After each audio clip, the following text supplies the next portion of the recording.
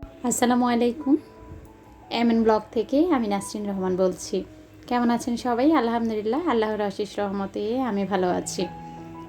কালকে আমার ছাদ বাগানের একটা ভিডিও আমি আপলোড করেছি শর্ট আকারে। তো আসলে অনেক আপুদের রিকোয়েস্ট ছিল আমি ছাদ বাগানের গাছগুলায় কী সার ইউজ করি সেটা একটু দেখানোর জন্য বা বলার জন্য। বিশেষ করে আমার প্রিয় একজন আপু বারবারে আমাকে অনুরোধ করেছিল ছাদ বাগানের গাছগুলাতে কী ইউজ করি। তো আমার প্রিয় একজন আপু যার অনুরোধেই আসলে আমি ছাদে বাঙ্গি গাছ লাগিয়েছি। আমি কখনো জানিই না যে বাঙ্গি গাছ আসলে ছোট্ট টবের মধ্যেও এত সুন্দর হবে। তো আমার সেই আপুকে অনেক অনেক ধন্যবাদ। আপু যদি আজকে ভিডিও দেখে থাকে, আপাকে আমার সেই আপুকে আবারও জানাচ্ছি অনেক ধন্যবাদ। তো কি খুঁজছি জানেন? এসেই দেখলাম যে বাঙ্গি গাছে অনেকগুলা বাঙ্গি বের হয়েছে। তো সেগুলাই খুঁজে বেড়াচ্ছি, কোন দিক দিয়ে যে দেখেছি মানে মনে করতে পারতেছি না। আর এই যে একটা দেখা পেলাম। আর আমি কালকেও কতগুলা বাঙ্গি দেখে গিয়েছি, কিন্তু দেখলাম যে পাখি এগুলো অর্ধেক অর্ধেক খেয়ে রেখেছে। তো এটা কেন করতেছে তা বুঝছি না। তো নিচে একদম যেগুলো লুকিয়ে আছে সেগুলো আছে, কিন্তু খোলামেলা যেগুলা সেগুলো দেখলাম যে হয়তো পাখি বসে এটা নরম হওয়াতে আর কি খেয়ে ফেলতেছে। আজকের ভিডিওতে সুন্দর একটা ডিআইওয়াই রেখেছি, পাশাপাশি আমার সংসারে খাওয়া দাওয়া কাজকর্ম সেগুলো তো আছেই। প্রিয় একজন আপুর অনুরোধ ছিল পাখির পালক কেন ঝরে যায় সেটাও আজকে বলবো ভিডিওতে। তো এই তো সার মিক্স করছি এখানে আমি এই মাটিগুলোর সাথে। আমি যে কবুতর পালি, তো বারান্দায় সেই কবুতরের ট্রেগুলো যখন পরিষ্কার করি তখন আমি সবগুলা পলিথিনের মধ্যে রেখে দিয়েছিলাম। সাথে নার্সারি থেকে গোবর কিনে এনেছিলাম সেটা। আর হয়েছে আমার রান্নার রুমের যত তরকারি খোসা আছে সেগুলা আমি মাটিতে মিক্স করে ছাদে শুকাতে দিয়েছি। তারপর কিছুদিন পর পরে আমি সেগুলো আবার গাছের গোড়ায় গোড়ায় দিয়ে দিই। তাতেই কিন্তু গাছগুলা এত সুন্দর হয়। এই যে মাটিটা তৈরি করেছি এখানে কবুতরের পটি, তারপর হয়েছে তরকারি খোসা, আর এটাতে আসলে গোবর সার নেই, সেটা আমি ছাদে শুকাতে দিয়েছিলাম কালকে।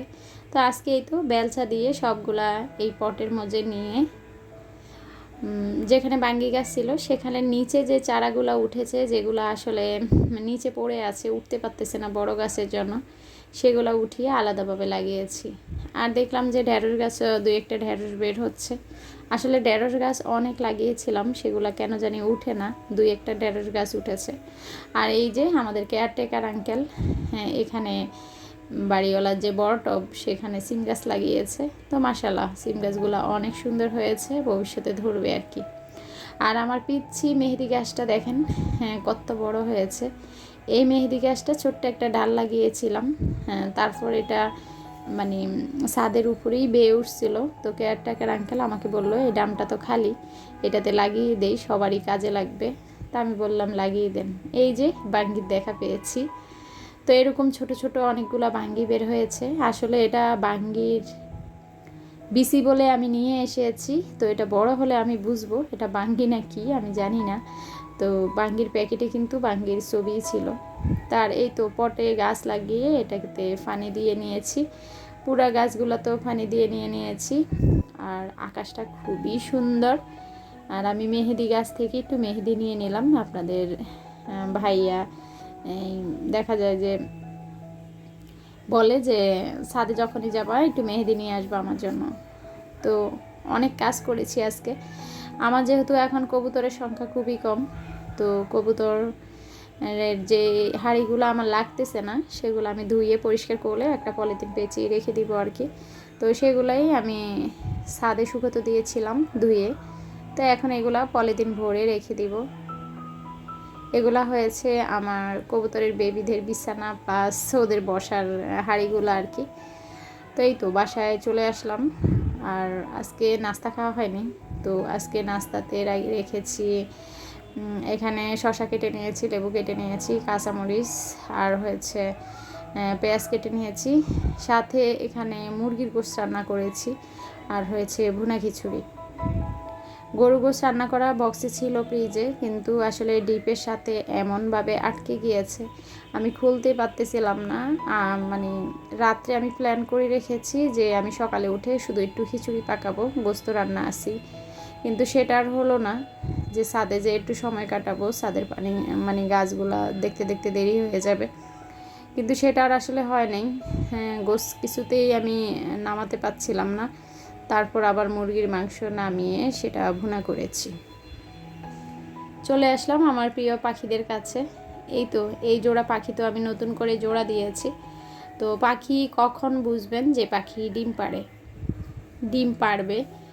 তো এখানে পাখি দেখেন, যখন ডিম পাড়বে তারা হাঁড়ির আশেপাশে এমন ঘুরবে, হাঁড়িটা কামড়ে কামড়ে দেখবে, তারপর যে খাঁচাতে রাখবেন সেই খাঁচা কামড়াবে। এটা ওরা দেখে যে হাঁড়িটা শক্ত আছে কিনা, এখানে ডিম পাড়া যাবে কিনা, নিরাপদ কিনা, এরকম আর কি। আর অনেকের প্রশ্ন ছিল যে আমার কয়েকজন আপু আমাকে প্রশ্ন করেছে যে আপু পাখি, মেয়ে পাখি ছেলে পাখি চিনব কী করে? তো মেয়ে পাখির ঠোঁটটা সবসময় হলুদ হলুদ গোল্ডেন কালার হয়ে থাকে, আর ছেলে পাখিদের নাকটা নীল কালার হয়ে থাকে। তো আমি আমার যে অ্যাডাল্ট পাখিগুলো আছে সেগুলো দেখালেই আপনারা বুঝতে পারবেন। এই তো দেখেন ছেলে পাখিটার নাকটা কেমন নীল, আর মেয়ে পাখিটার গোল্ডেন গোল্ডেন টাইপের। আমার প্রিয় আপু লিপি ইসলাম আইডি থেকে লিপি আপু বলেছে আপুর পাখির পালক ঝরে যাচ্ছে। তো আপু তোমাকে আমি কমেন্টসেরও উত্তর দিয়েছি, তারপরও যেহেতু পাখিগুলো দেখাচ্ছি তোমাকে বলে দিচ্ছি। পাখির অনেক সময় মিনারেল ব্লক, মানে যে মিনারেল বা ক্যালসিয়ামের ঘাটতি থাকে, তখনও পাখির পালক ঝরে যায়। তো তুমি খাঁচাতে সবসময় মিনারেল ব্লক দিয়ে রাখবা। তো তাতে হয় কি, পাখির পালক ঝরবে না। আর অনেক সময় পাখির যদি বয়স কম থাকে, তখন যখন ওরা মানে অ্যাডাল্ট বয়সে পৌঁছায় তখনও কিন্তু পাখির পালক ঝরে। তো আলহামদুলিল্লাহ এই যে আমার ব্লুবেরি এখন আবার ডিম পেড়েছে। তো 2টা ডিম পেড়েছে। মনে করেছে আমি ডিমগুলো নিয়ে যাব, দুইজনে হাঁড়ির মধ্যে ঢুকে পড়লো। আর উপরে যে অ্যালেক্সা ওদের বেবি আজকে দেখলাম যে ফুটেছে। তো এখনও কিন্তু আমার সবগুলা পাখির বাচ্চাই আছে, আমি একটা পাখির বাচ্চাও এখনও বিক্রি করিনি। ওই যে বললাম আসলে খুব মায়া লাগে বিক্রি করতে, তবে করতে হবেই, এত পাখি তো আমি রাখতে পারবো না। তো যাই হোক, ছোট্টবেলায় বিক্রি করি না, এখন বড় হয়েছে, এখন পাখির দামও বেড়েছে। কেননা পাখি যখন অ্যাডাল্ট পাখি হয় তখন পাখির দামটা একটু বেশি হয়, আর ছোট্ট যে পাখিগুলো সেগুলো জোড়া 250 টাকা করে। আমার যে আপুরা আমাকে জানতে চেয়েছেন যে পাখির জোড়া কত করে, আসলে যখন পাখি বোঝা যায় না যে ছেলে না মেয়ে, তখন কিন্তু পাখির দামটা খুব কম থাকে। আর যখন পাখির বয়সটা আস্তে আস্তে বেশি হয় তখন কিন্তু পাখির দামটাও বেড়ে যায়। যেমন এই যে আমার ডিম পাড়া এই পাখিগুলার এখন দাম আছে 1000-1200 টাকা। আর এই যে আমার বাচ্চা পাখি, এগুলা বাচ্চা পাখি না, আসলে এগুলার বয়স তো আপনারা জানেন যারা রেগুলার ভিডিও দেখেন। এগুলা হয়েছে প্রায় 4-5 মাসের পাখি। এগুলার জোড়া এখন 500 টাকা করে আছে। তো পাখি সম্বন্ধে অনেকেরই প্রশ্ন ছিল, জানি না কতটুকু উত্তর দিতে পেরেছি, যেগুলো মানে যেগুলো মনে আছে আর কি সেগুলাই উত্তর দিয়ে দিলাম। আসলে ভয়েস দেওয়ার সময় অনেক সময় মনে থাকে না, তারপর মনে রাখার চেষ্টা করি। প্রিয় আপুরা কি জানতে চেয়েছে, কি বলতে হবে, এরকম আর কি। তো আকাশটা খুব সুন্দর, তাই না? পাশে কতগুলা কবুতর বসে আছে।